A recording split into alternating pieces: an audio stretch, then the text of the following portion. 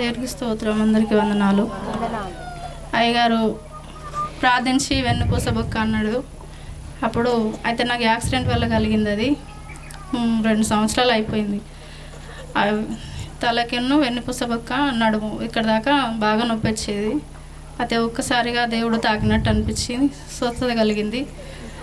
మరి దేవుడు నన్ను ముట్టి బాగు చేసి నేను నమ్ముతున్నా. ఇప్పుడు ఇంతకుముందు ఎట్లుండే, ఇప్పుడు ఎట్లుందమ్మా? అంటే ఇంతవరకు దాకా కూడా కూర్చోలేను, అంత నొప్పులు.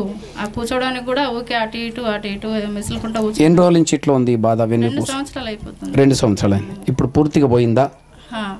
అయితే దేవుడు వెన్నుపూస అనే ఆ మాట అన్నప్పుడు నీకేం జరిగింది? వెలుగు వచ్చి తాకినట్లయిందా? ఒక హస్తం వచ్చి తాకినట్లయిందా? ఒక్కొక్కరి మీరు దర్శిస్తున్నారు, ఒక్కొక్కరి మీరు తాకుచున్నారయ్యా. వందనాలయ్యా. ఇక్కడ ఒకరు చాలా దుఃఖములు ఉంటున్నారు. మెడలో ఉన్న వెన్నుపూసలో ఉన్న సమస్యను బట్టి బాధపడతా ఉంటున్నారు. సహోదరి సహోదరుడా, దేవుని యొక్క శక్తి నీ పైకి వస్తా ఉంటుంది, దేవుని యొక్క వెలుగు నీ పైకి వస్తా ఉంటుంది. ప్రభు నేను తాకుతా ఉంటున్నాడు, ప్రభు నేను తాకుతా ఉంటున్నాడు.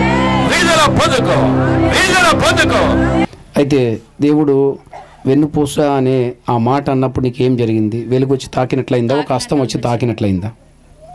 దేవుని హస్తమే తాకినట్టు. దేవుని యొక్క హస్తం. ఎవరి హస్తం అంట? దేవుని హస్తం. చాలా అదృష్టవంతురాలు అమ్మ. ప్రభు మమ్మల్ని దీవించును గాక. ఇప్పుడు ఎట్లుంది నీ శరీరంలో?